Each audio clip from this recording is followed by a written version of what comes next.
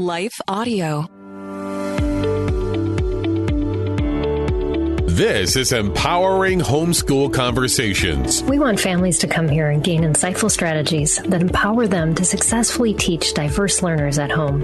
Hosted by founder and CEO of SPED Homeschool, Peggy Ployer. Our goal is that these powerful weekly conversations will boost your confidence to cultivate the best at-home learning environment for your student. For more homeschool resources, go to spedhomeschool.com. You're listening to Empowering Homeschool Conversations with Peggy Ployer. We'll start the conversation with Peggy and her guests next. Y'all, we all got weaknesses. It's okay. Just acknowledge what those weaknesses are and be willing to confront them. Even when restoration doesn't work, forgiveness always does. Chris, how did you overcome the whole passive husband thing? I led him through it. There is work for us to do. It is not just sit back and cross my arms and just kind of wait for God to drop the miracle. Hey, y'all, it's Dana Shea. For real faith-based marriage advice, be sure to tune into Real Relationship Talk on lifeaudio.com or wherever you get your podcasts. The Historical Jesus Podcast is the sweeping saga of the life and times of Galilean Jesus of Nazareth, as well as the faith, religion, and church founded to honor and disseminate his acts and teachings. Join me, Mark Vinette, on this fascinating journey through time, exploring the many great works of Christian theology, literature, architecture, music, and art inspired by the words and deeds of Jesus Christ. This is Empowering Homeschool Conversations, provided by SPED Homeschool, a nonprofit that empowers families to home educate diverse learners. To learn more, visit spedhomeschool.com. Here's Peggy Ployer. Today we are going to talk about simple methods for restoring rest in your home. Doesn't that sound wonderful? And guess what? It is possible. And my special guest today is Lauren Gaines. Lauren is the author of Unshakable Kids, 3 Keys to Raising Spiritually Strong and Emotionally Healthy Children, and creator of Inspired Motherhood, a community for moms to encourage and help them find hope and inspiration in their journey to reclaim the wonder-filled days of motherhood.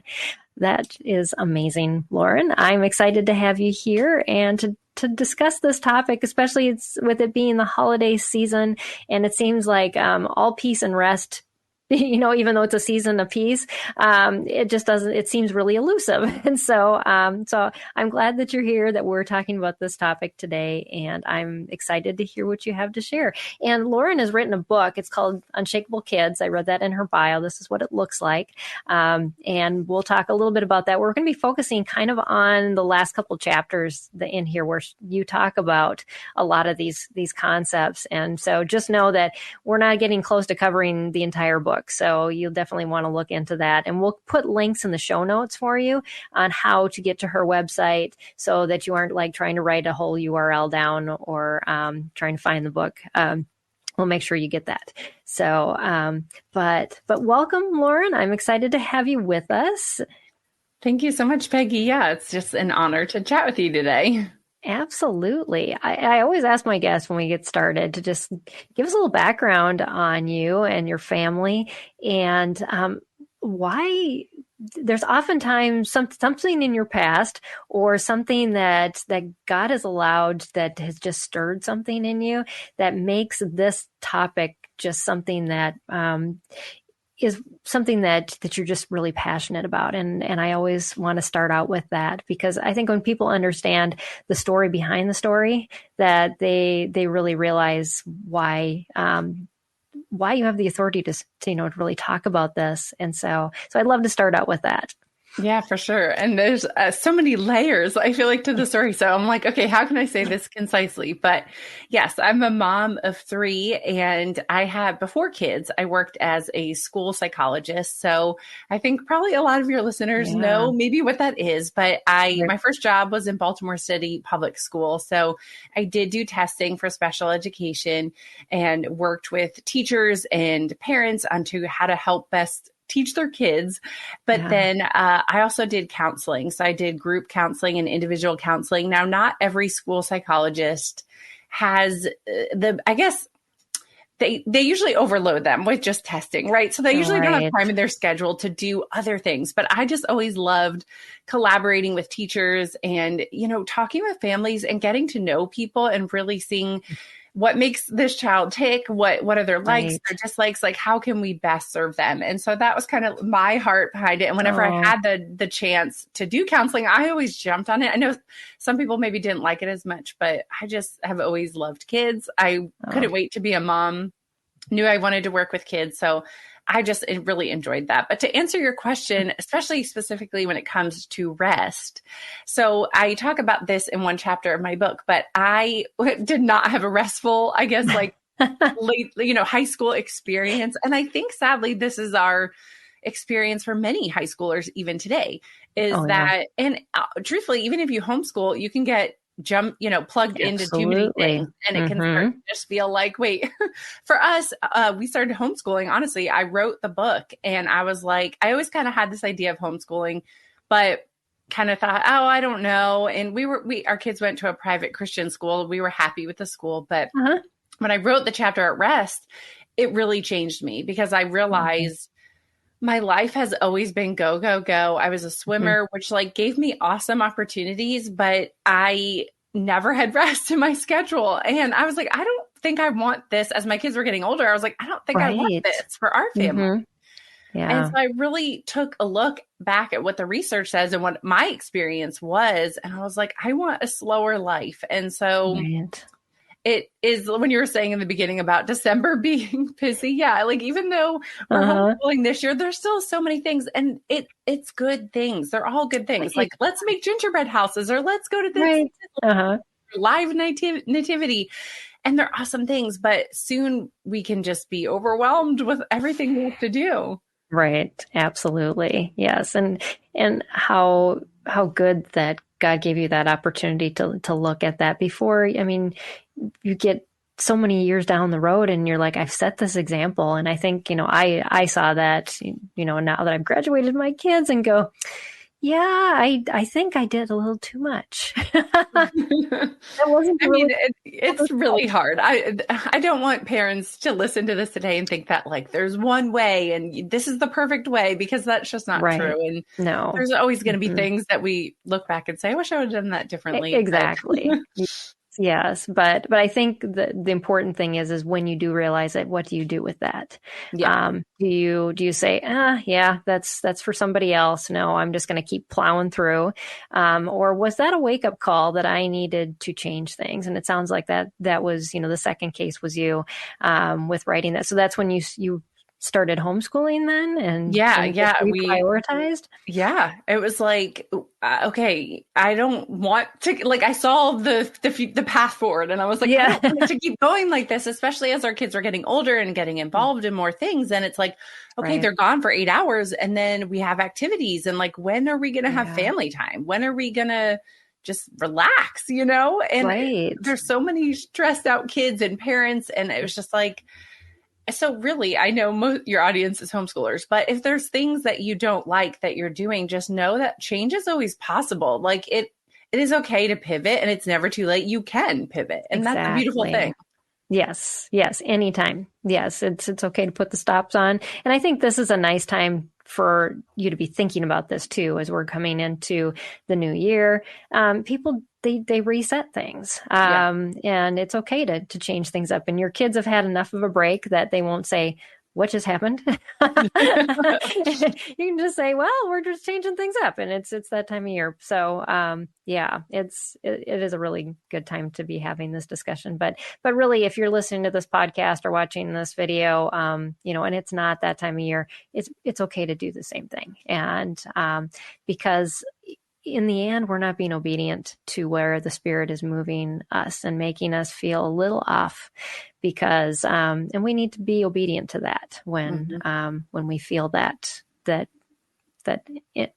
underlying tension is a lot of the way. God is so good about that. He isn't mean to us, but it's something's wrong and you're feeling a little, if you can't sleep and you're stressed, and think about what's going on. And I know you're going to talk more about that, so I'm not going to go into that.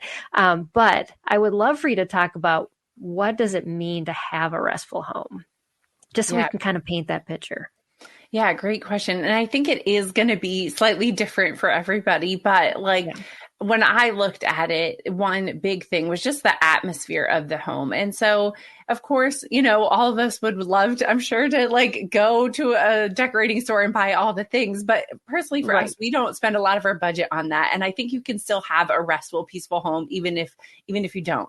And, or, some people love that. And if that's your thing, then do it. But if it's not, don't force it. And so I think for us, and this is truthfully something that's kind of a work in progress, I should say, is keeping it organized. There's so much research that shows that when there's a place for things, when there's a system, you don't have that extra kind of burden over your head of I need to get this and I don't know where this is and I have to find that paper and the library books. That just adds extra tension and mental load to our day. And then that's going to come out, sadly, at someone. And a lot of times it's our kids or our spouse, because we have all these things that we're worried about and there's not a system for. And so if that's not your strength, again, I just encourage you, ask somebody. My aunt came and helped me go through all my cabinets. Wow. She loves to do this. And so it was just a blessing for her and for me because she's one of those people who thrives off of that, organizing your pantry and creating a snack space. And so if that's not your strength, that's okay. You can ask for help. And I think once we have that system in place, hopefully we can follow it. But I think we need to look at what is physically the atmosphere of our home. Is there clutter everywhere? Is there organization? Exactly. But then also in a spiritual sense, is there tension? Is there a peace? Is there God's presence? And so we can bring that in through music. Lately,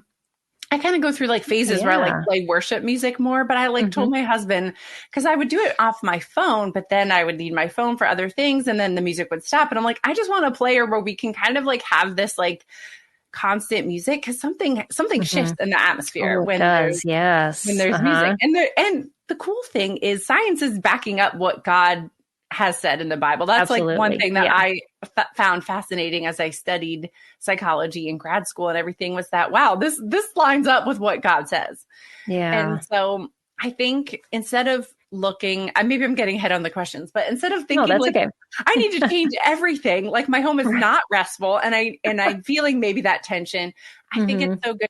One thing. And it's yes. For us recently, it's okay, after dinner, we are just tempted to kind of go play and not we've been really into Dutch Blitz, a card game. And so my kids just want to play it right away. And then I'm but then later the dishes are piled up. So I'm no, let's just work as a family. Everyone has a job and it takes 10 minutes. It's not even hard. But I think it's just a rhythm that we have to get ourselves into before we can move on to the next thing that we want to work on. Yeah, it really is because you're changing habits. You aren't in that. Habits take a long time to change. Yeah. And you have to be very intentional and purposeful about them.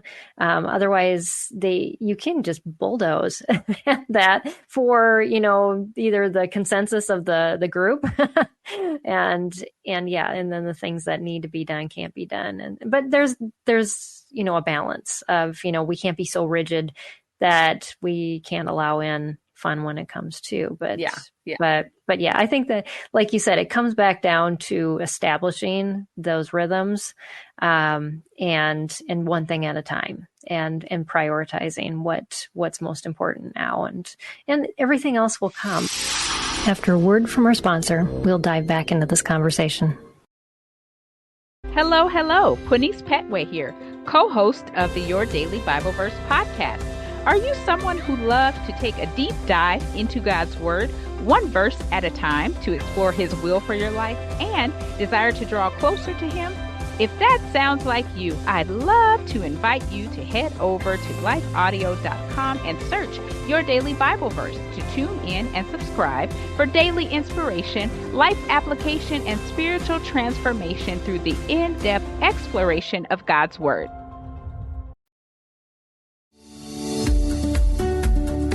This is Empowering Homeschool Conversations, provided by Sped Homeschool. Go to spedhomeschool.com to get resources and support for teaching your unique learner at home. I think we have this vision of perfection and we want to be there tomorrow. Yeah. It's not going to happen. Today. Yeah. Yes, exactly. And sometimes, yes, if the clutter is bad, just put it behind a cupboard for a while. I mean, yes, you should get to the cupboard eventually, but if it's just out of sight and it's not mentally taxing you, sometimes that's all you need for a while. Yeah. So yeah, there are some workarounds, but yes, that those are some definitely good things to be thinking about. Do you have any other strategies for creating your home to be more of a restful place? Yeah. So I think one thing that when I talk to moms and I've experienced myself is if there is a bad moment, right? Like if there's like an explosion, maybe from us or from our kids, that can kind of just like put a heaviness on the rest of the day. And sometimes you can feel like it's hard to kind of move forward and it's hard to get back the peace that just like ran out the front door when that happened. And so in my book, I outline some strategies because I think we can regain it, right? And so we need to kind of do like a trial and error of what works for us because everybody is different. And my kids really, when they were younger, actually liked drawing out how they were feeling. So they didn't want to necessarily talk about it. One of my kids is a verbal processor. So they just want to like talk it to death until it's like, okay, every aspect of this has been dealt with feelings. But other kids might just need to draw it out and may need to say like, this is how I'm feeling. This is what it looks like right now. And so that kind of takes the pressure off of them having to verbally process it with you, but it also gets it out because when we just stuff those feelings down, that's when those explosions are going to come. And so that's something that's super helpful. I personally like to journal, but again, you need to kind of like see what works for you. Sometimes it's just like, we need to all go outside. I don't care. We need to just get out the front door and get fresh air because it really does something. And so I think if we have a list of things, knowing like what's going to help us, whether it's idea. Journaling, whether it's listening to music, whether it's everyone going to the room for a minute, or calling a friend or going outside, often we need to just kind of change the atmosphere we're in. I notice like if my kids are starting to brawl or get antsy, I'm like, let's just move to a different table. And I don't know what it is, but just like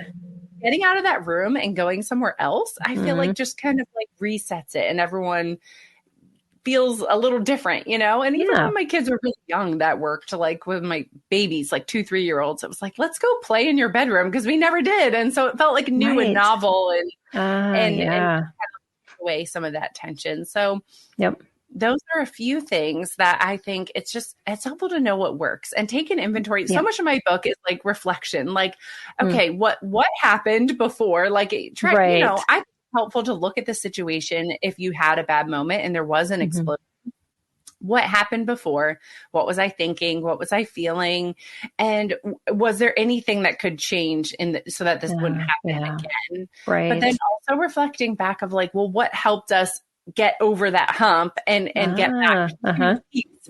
And so we need to just reflect and journal. And maybe like I said, not everyone loves to journal. That's okay. But I think like pause, which is something else we'll talk about. We're so stimulated. We're listening to podcasts.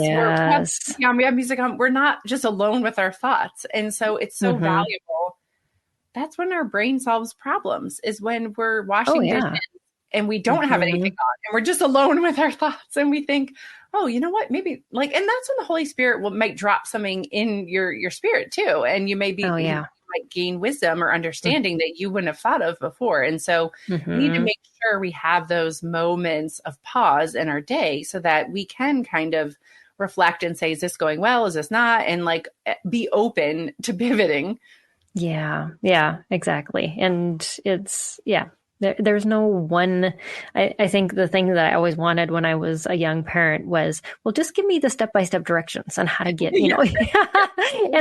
but every situation is so unique and every person's so unique. And it's a learning process and you learn a little bit each time you go through that process of that failure, and Laura and I were talking a little bit before the show about just that you learn from your mistakes, and it's unfortunate, but it is fortunate that we learn, but we sometimes have to learn things the hard way, and that's okay. God gives us grace. We have to give grace in our homes, and I think it is a good opportunity to teach our kids about God's grace, and that we all are sinners and need a savior. And it just points us back to the direction we should be pointed in if we look at those things in the right light. And for sure. Yeah. What a beautiful place our home can be when we cultivate that. Yeah. And I've talked to so many moms and seen it in my own life too, where if we model that, like how to apologize, even, you know, after that bad moment, like how to say, like, I'm sorry, I shouldn't have reacted that way. Will you pray with me? Like, let's pray. I want to ask God to help me. And then I've talked to parents where they're like, then my child, you know, whether it was a month later or years later, they were able to do that. They were able to say, like, I actually didn't want to react that way. That was not the response I wanted. And because we modeled that for them, they were able to walk through those steps of asking for forgiveness from you, from God. And what a beautiful thing. Cause at some point we're all going to mess up. I mean, I wish I could say, like, follow these steps, and, you know, you never will, but that's just not going to happen. And so if we can model that, that's a beautiful thing. Yeah, and make it a safe place to fail, and for our kids to realize that we all fall short, and it's we have this space. And I know you talk about in your book about our homes being a refuge, and I think that really is that should be our greatest desire, is that we can feel like this is a place to get away from the craziness, the busyness, the worldliness of where we live, and it's not our home. So we kind of have to make those spaces that are filled with all of the promises of God separate from where the world is. So very cool. Do you want to talk a little bit about conflict resolution? Because I know that's probably a big thing that a lot of parents talk. We haven't talked about it on our show a lot. And it seems like sometimes when I was homeschooling young children, sometimes conflict resolution was the only thing I taught. But yet now looking at my kids in their 20s going, thank goodness I spent so much time on it and put those books away. Because if we can't deal with conflict, and we aren't taught how to deal with conflict, it can mess up our lives long term. Oh, for sure. And it's something we need to really focus on with our kids and realize it's a priority. Yeah. So, I'd love to hear what you have to share. Yeah, for sure. Not be afraid of it. I mean, I feel like so many of us don't want to step on other people's toes, or, you know, and there's a way to do it. There's a way to express your feelings that the other person will hear, you know, and it's in a respectful way. And so when you said this, the one thing I thought of really quickly that I definitely taught my students as a school psychologist was using I statements instead of you statements, because young kids especially start to just be like, well, you took my toy and you did this without asking, and you're doing and when you start saying those statements, you're just automatically on the defensive, because you're like, you're just blaming me and you're putting it all on me. And so that's not gonna end well. And truthfully, I've even used this skill in my marriage, where it's like, when we first got married, my husband was in med school. And so he would say, oh, I'll be done at like 5:00. And so as a good wife, I like wanted to have a hot dinner, and, you know, I'd have it ready at 5:00. And then 2 hours later, he'd be like, I'm just coming home. And I would get so angry and be like, well, you said you were going to be home at 5, and why? Like, and then I just realized, like, okay, you know, he can't just leave someone who's sick in the hospital. But it still hurt my feelings. And so if I could express, like, I feel really sad when I make this dinner and I don't hear from you and I don't know that you're late, like, what's something we can do to fix this? Like, I know that you have to work and I understand that, but like, can you maybe just shoot me a text and say like late, or, you know, it doesn't even have to be long, just like a signal to know. And so that really helped us. And so if we can help kids to say, like, how different does it feel when someone says, you did this and you do that and you make me feel this way, instead of you saying, I feel sad or frustrated or disappointed when you do this.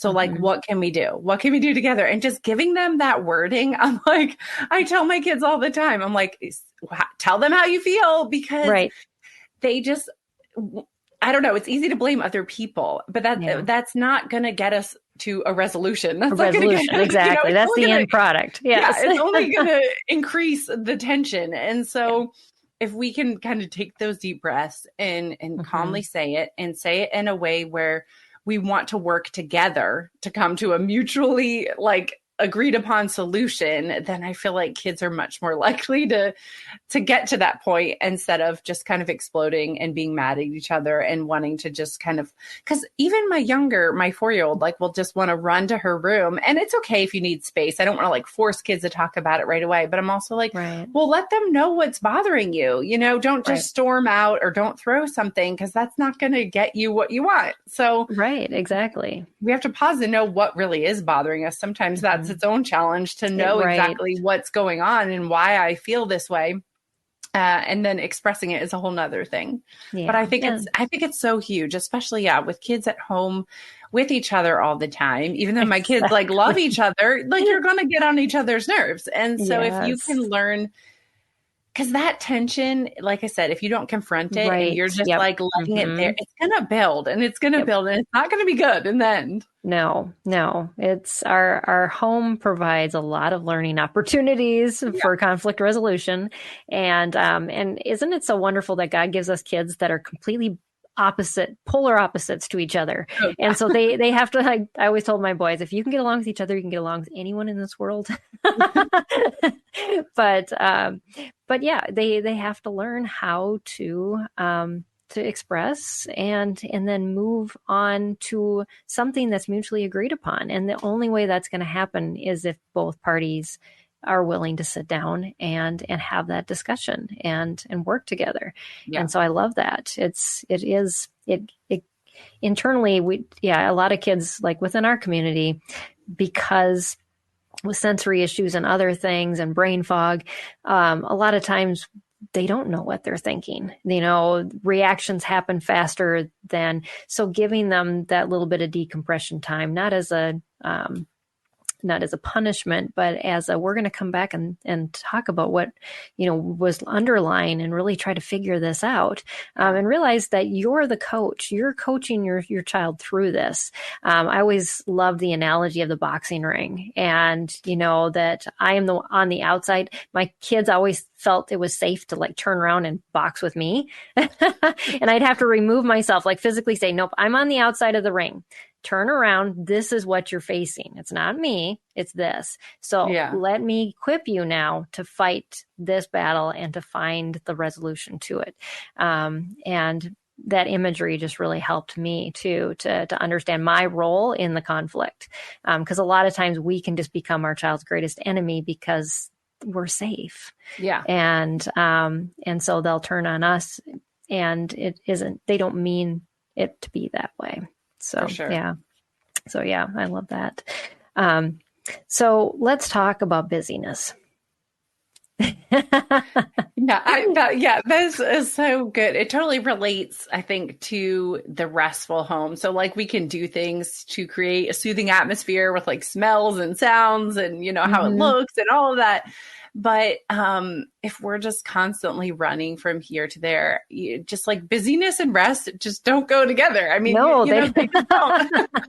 And so there's only like so much that we can take. And I think that even in the Bible, like people can look to Jesus and be like, well, he was busy and he was, but God didn't need to rest. He didn't need that day of rest on the seventh day when he created the world, but he did it as a model to show us that like we need physical, but also spiritual and emotional rest. And so I think when we're in our society is just like not built that way.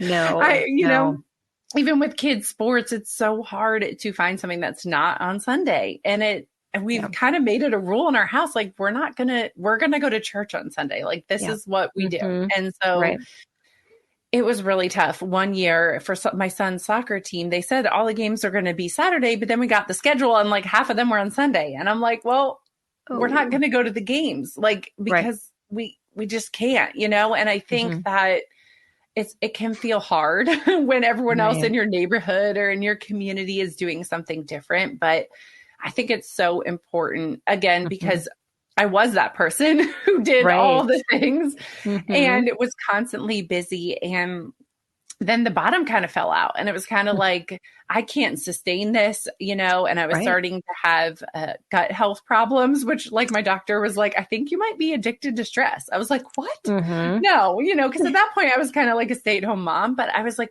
when I reflected back and looked at all my years, I was like, wow, I've always felt like I had to go, and like, what's next? And like check things off the to-do list that my body didn't even know how to rest. And that's just such a, because anxiety and depression are rising in our world, and kids and adults everywhere. And so if we can teach them how to rest and how to see their body, if their body's giving them signals that they're feeling overwhelmed or there's a tightness in their chest or their belly hurts or they have a headache, like, and they're not sick, then maybe it means you need to pull back. Like maybe it means you need to take some things off your plate and just allow yourself to rest. Exactly. Yes.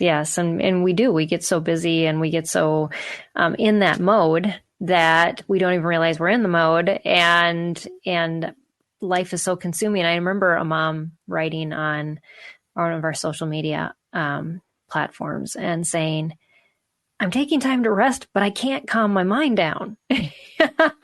And that is more typical than not now. We can say, okay, I'm setting aside this time, but our brain just doesn't stop. And what do you have to say about that?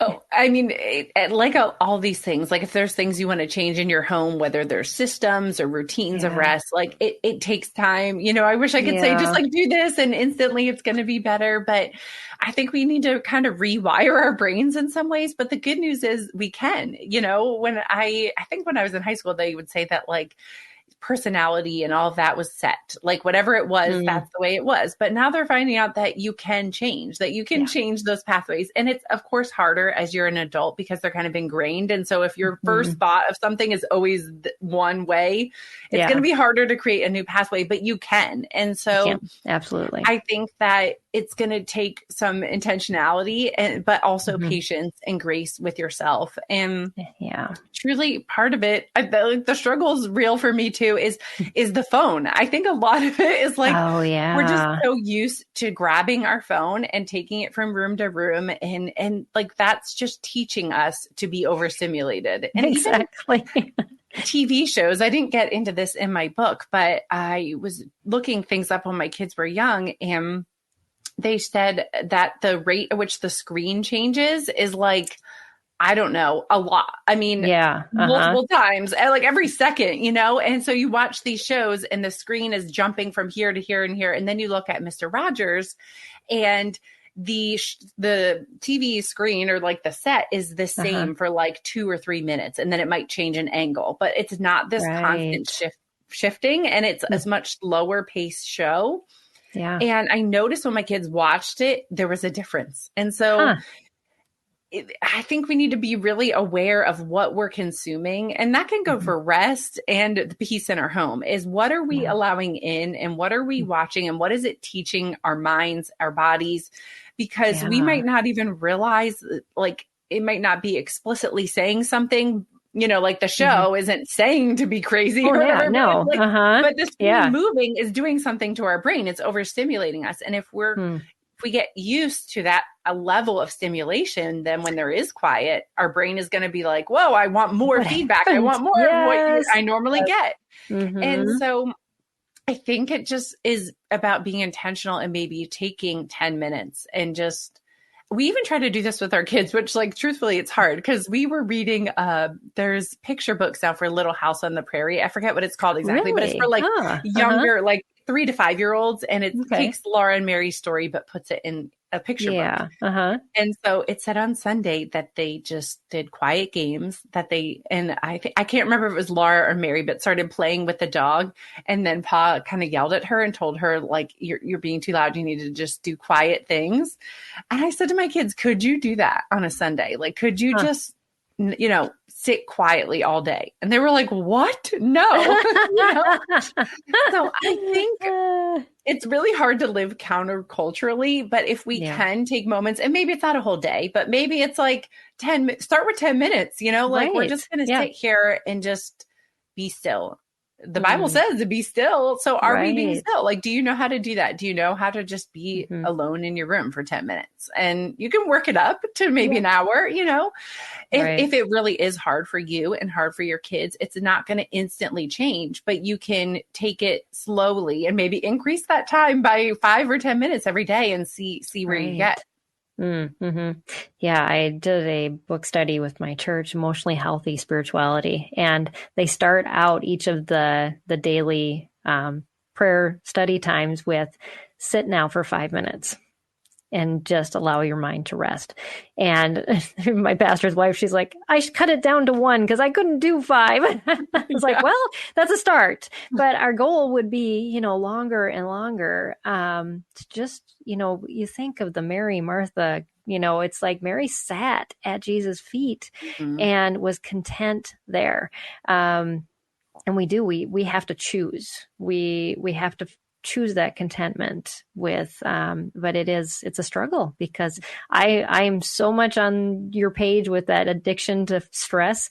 When I was diagnosed with breast cancer, that's what I realized my life was running on. And I had to make a major shift because it was killing me. And I know a lot of parents with kids who have special needs, we dig ourselves a very slow grave based on just trying to fix everything in our environment and our child. And God's the one that does that. We have to rest in his plan. And that takes a lot of faith. I realize that, but it's going to allow you to be around a lot longer, and be healthy for your kids too. So, it's definitely not the easiest way to learn that lesson, but it was effective. I'm just curious, what were some of the shifts that you made that you feel like I had to just realize that the things on my to-do list may not have been on God's to-do list. And so, doing my prayer time first and then setting my to-do list for the day versus the opposite of what I had always done. And changing my eating habits instead of, just grabbing something to go. And I ate super healthy as far as, even in terms of what most people do, but now it's even more so. But and I know you're going to talk on the vagus nerve, but breathing has been one of those things that really helping to calm everything down. I've found out later that I have EDS. Actually, all my kids have EDS, Ehlers-Danlos syndrome, and so there's a lot of things related to that with the vagus nerve. Our vagus nerve is actually much more touchy than the typical person. So I was always in that fight or flight. And so were my kids.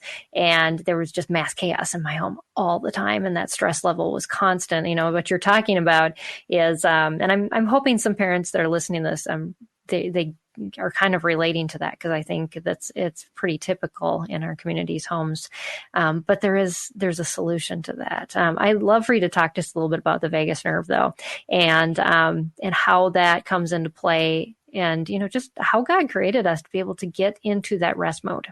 Yeah, the more I learned about the body, it's just amazing. God is amazing. When he says like we're fearfully and wonderfully made, I don't even think we understand half of how he created us. And it's a beautiful thing. But So the vagus nerve runs from our head to our gut. And I did not learn about it in grad school, but learned about it in my own kind of health journey with like my gut health. And then my husband being in medicine and realizing how powerful, because I feel like friends would tell me, oh, take deep breaths. And I'm just like, oh, that doesn't work. You're just like, that's just something people say. And like Daniel Tiger says it, but it's like, is that really a thing? But it really is. And it is. Yeah. So when you take deep breaths, and really kids can learn this too. And so something that a friend had told me was to tie a scarf, like light, like a pashmina type scarf, not a thick one, but around your child so that they can kind of feel feedback to breathe out and have like their whole diaphragm come out for the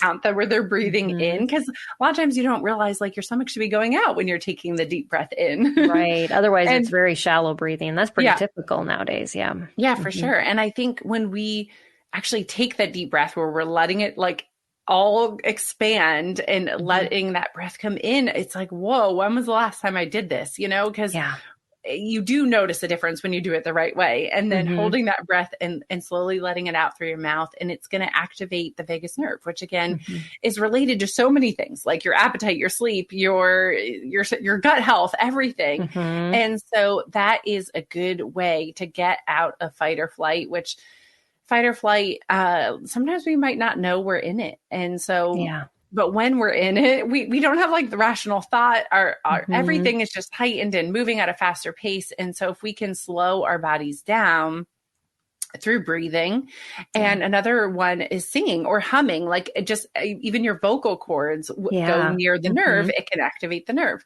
And so I always notice that my youngest daughter, and a lot of kids do this, like really young kids just sing about anything. Now my niece is too, and she's just like makes up songs about whatever. And I'm like, and little kids are usually pretty happy, you know? Yeah. And so there has to be something to singing. And so I think if we can sing with our kids or, you know, ourselves, have the music on and sing, it does something to like actually to our body. It will calm us down because it's activating the nerve. Yeah. It's a fascinating thing. I mean, and just, there's a reset method. I don't know if you've heard of this one, but my friend Lisa and I talked about it. I think I was on my broadcast about a year ago, but you can take your hands and put them behind your head. And if you lay on the floor or on a bed and you look straight up at the ceiling and you take your eyes and you move your eyes all the way over to one side and hold them, that stretches the nerve. Oh, no. And you'll all of a sudden yawn or sigh instantly. I mean, within 60 seconds. And then you do the same on the other side. The first time I did it, made my whole back crack when I was just laying there. I was like, whoa, this is weird. But yeah, I found too that when you've been in that fight or flight for like decades and you don't realize it, it's really hard to get into that mode. So don't give up if what Lauren's been talking about or what I just shared doesn't work right away, or it seems like I get that rest and then all of a sudden it's back again. You've got to retrain those muscles and that nerve how to be in that space too. Your body will naturally go back to where it was. And so it's definitely an uphill kind of battle, but it's well worth it because eventually you find those spaces of rest come much more frequent and easier. But yeah, it's definitely worth that. And I think it's worth having, I mean, I'm not sure how you found all of that out for yourself, but having a conversation, like if it is you and you feel like, isn't it just normal to walk around with this like tightness in my chest at all time? You know, like because that's normal to you, you can just start to think that that's normal. And so I don't know if you started with your primary care doctor who to kind of get, if you feel like you need more help in this area, I think it's important to reach out. Yeah. And I found a functional doctor was probably a little bit more willing to understand all that stuff than a doctor who, you know, was just trained medically, because I don't think they get a lot of information on those types of things. I know more doctors are becoming more open to that and realizing the vagus nerve has become more of it's been more talked about now in different circles. So, So I'd love to talk a bit about routines because, you know, what we propagate in our home becomes what we focus on. And, you know, maybe there's some people that have been listening to us talking and they're like, oh, I really need to change things. How do we even go about that change to create something new that's healthier than where we're at now? I think the first step is identifying which part you want to change, because I think we could just be like, well, I want to change everything. And it's like, well, we need to be specific. And I think we need to not overwhelm ourselves with thinking, I want the whole morning routine to change. You know, what's one simple step you can take first and then work on that. And once that seems to be better, then you can move on to the next thing. But I think the reflecting and looking, what parts of my days do I feel really stressed and really anxious in? And even you could have a family meeting asking your kids, like, are there certain parts of the day that you just feel like overwhelmed and like it's always rushing, or like there's this tension there? And so reflecting, asking, and which part of the days, I think it's good too to look at which part of the days are going well. What seems to be, you know, because we often focus just on everything that's going wrong. There are things that are going well. So what is going well, and what is the difference there? Like what's making that part of our day so much smoother or so much better? Is it that we're planning ahead of time? Is it that everyone's helping out and it's not just mom getting everything together? Like, what is it? What's making the difference? And so then we can kind of look at our own routines and see, okay, is it getting everyone out the door that's super stressful? What are some things we can do ahead of time so that it doesn't feel as crazy, and that we're not just like always running late and like mad at each other when we're leaving the house? No, that's really good. Yes. And to have that reflection and that problem solving type of mentality. Let's solve this, versus, you know, this is just bad. And, you know, and I guess that's the one thing that we're just going to have to just push through. Yeah, no, that makes a lot of sense. What about quiet time? Yeah, one of my friends, just to go back to the routines, is like, think of it as a science experiment. Like, you know, is this test the hypothesis? Is it going to work? And I was like, I kind of like that. It feels like it takes the pressure off of it needs to be perfect. But like, hey, let's just try this. And it could be a total failure. And maybe it works for one family and it doesn't work for us.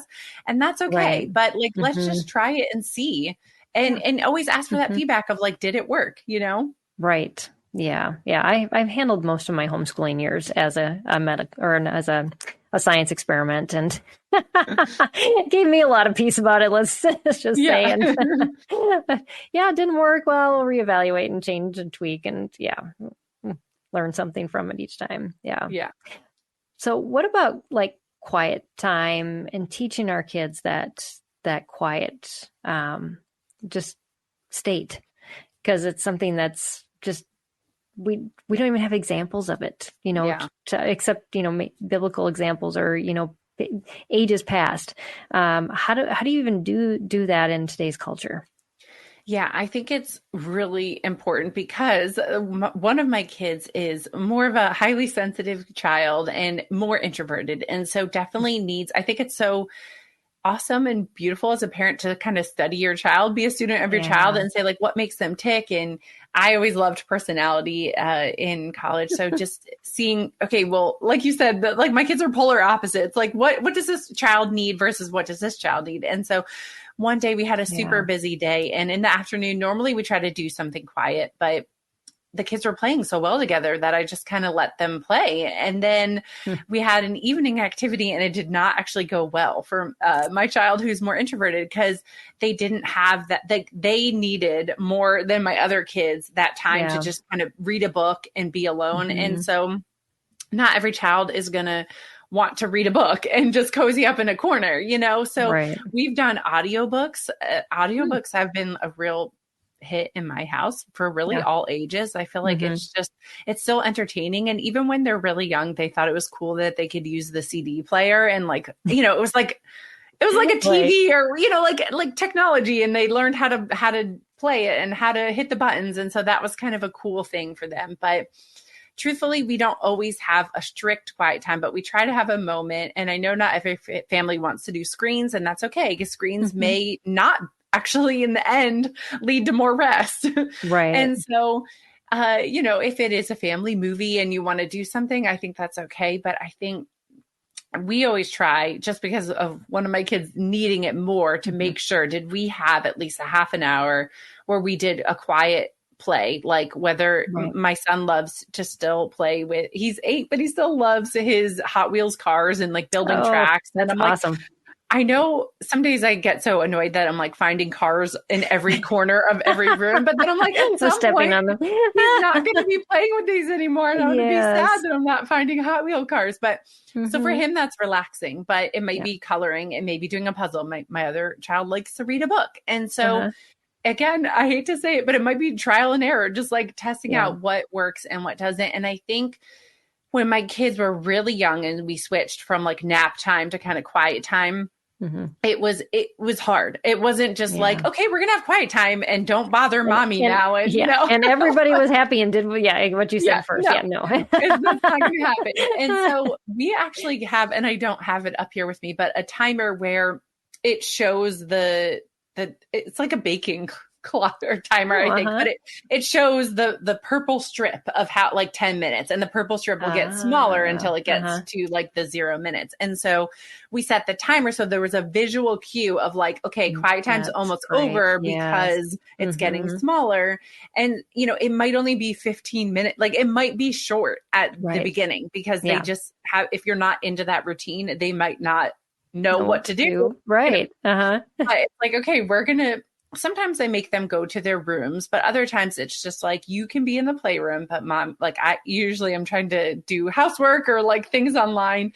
And so this is my time, you know, if there's an emergency, you can interrupt me, you can ask, but like try to just play quietly, and they've gotten better. So stick with it.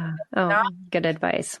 Happening right away. Don't give up, because I think that it just takes time to get into that rhythm. Absolutely. Yeah. I think we do give up a little too early. But it is necessary. And I learned that from my husband. I'm the type A, you know, I need to go and I need to be around people, and he needs to be away from people. And I couldn't get it for the longest time. Like, why do you need to just like leave? I was like, I'm more people, the better. And he's like, no, I'm had enough. We're leaving the party. You know, it's like when we go to small group, we take off early because he's just had his fill. And now I've learned the importance of that for him. And I have one child that follows suit with that. So yeah, but embracing that as a necessary thing within your day versus an inconvenience, or if you don't understand it from like my perspective, it is, you know, just how some people are filled, and we've got to embrace that too. Because if we want a peaceful home, we need everybody to be getting what they need in the end. And if they're not, then that's when the tension starts to come up, and we have the conflict and everything that we've talked about in this last hour. So, So Lauren, I would love for you to talk about your website, which is inspiredmotherhood.com, and also your book, Unshakable Kids, and just what parents can find in that, and then just what they can find on your website as well. Yeah. So I'll start with my website, Inspired Motherhood. So I just wanted to create a place really where I found biblical advice, especially when it comes to emotions and health, because some things, it's like every emotion is valid and explore every emotion. And then I kind of felt like this is exhausting, you know? So I wanted to see what the Bible said about emotions. So I really tried to use my knowledge as a psychologist, and then also what the Bible says to help parents teach their kids emotional health, but also realize that like feelings aren't everything. And I think that it's more valuable to see who we are as children of God than like what the world is telling us we should feel about something. And so I definitely have a spiritual emphasis there. And then in my book, Unshakable Kids, I share the 3 keys to raising spiritually strong and emotionally healthy children, which I can say really quickly. The first key is the mind. So understanding how to hold every thought captive, understanding what our thoughts even are, and how to get kids to understand that they're thinking something and how that affects how they're feeling and everything. And then the heart. So how to have a heart-to-heart connection with your child, but then also if there's any wounds or sin in your life or in your child's life, how to address that and how that is so impactful in the relationship. And lastly is identity. So looking at self-esteem from a biblical point of view, and how can we teach our children their true worth?